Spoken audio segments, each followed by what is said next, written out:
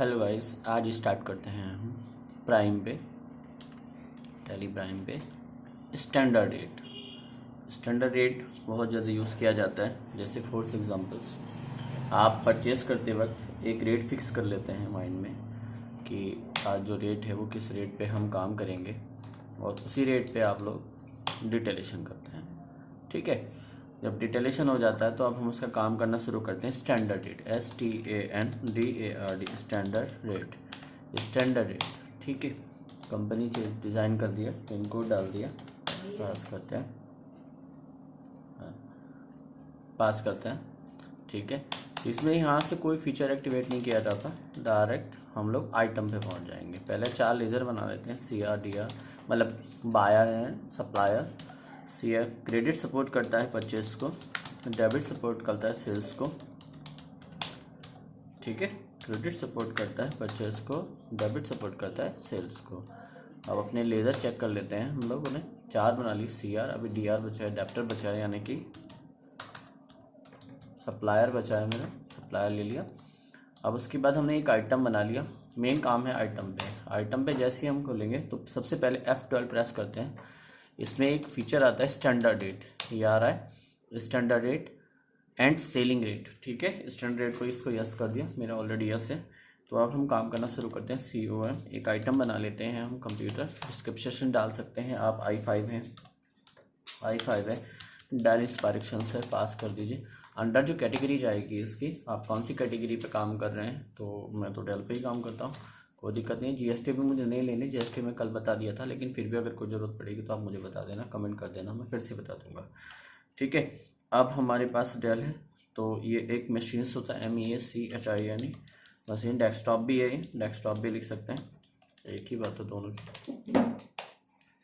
Desktop भी unit create कर लेते हैं हम, पीसेस स्टार्ट होगी। और देन अब हमने नीचे आए स्टैंडर्ड रेट। स्टैंडर्ड रेट पे जैसे ही गए हम फिक्स, स्टैंडर्ड रेट एक्टिवेट किया। स्टैंडर्ड रेट एक्टिवेट करने के बाद सबसे पहले हमने रेट डाला।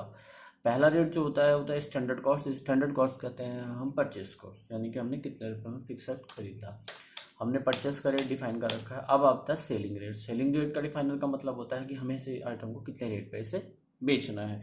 तो स्टैंडर्ड रेट के अकॉर्डिंग अगर मैं सेल्स रेट डाल सकता हूँ 350 रुपये। इसे मॉडिफाई भी कर सकते हैं हम, जब वाउचर एंट्री करेंगे तो वहाँ पे वाउचर एंट्री करते वक्त हम इसे मॉडिफाई भी कर सकते हैं, कोई टेंशन नहीं है।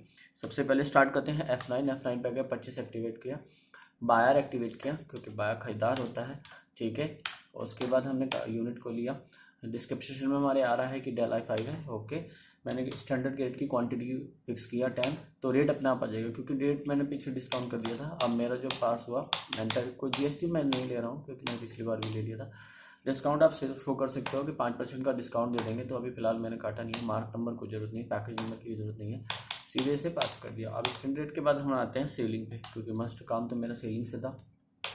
ठीक है, सेलिंग स्टार्ट करने के बाद हम सेल्स पे पहुंच गए, और यहाँ से मुझे 5 कंप्यूटर निकालने थे, बेचने थे, तो उनका स्टैंडर्ड रेट आ रहा है फिक्सड। यानी कि यहाँ से मुझे इस बात का श्योर मिल जाता है कि अगर मैंने एक कंप्यूटर ख़रीदा था तो वो 100 रुपये का था, जिसपे मेरी मार्जिन, कॉस्ट, लाने का वैल्यू, कैरेज वगैरह वगैरह वगैरह वगैरह सब जोड़ करके उसका मैंने एक MRP सेट कर दिया 350 रुपये।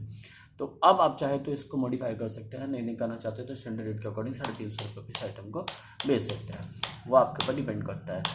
और डिस्काउंट भी शो कर सकते हैं आप, नहीं शो करना चाहते हैं तो दे सकते हैं, नहीं तो कोई बात नहीं।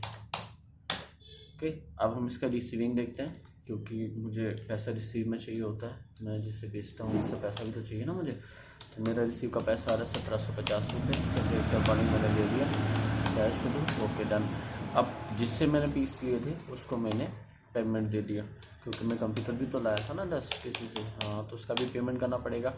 अब यहाँ से पेमेंट करने के बाद हमने इसको पास कर दिया। Thank you.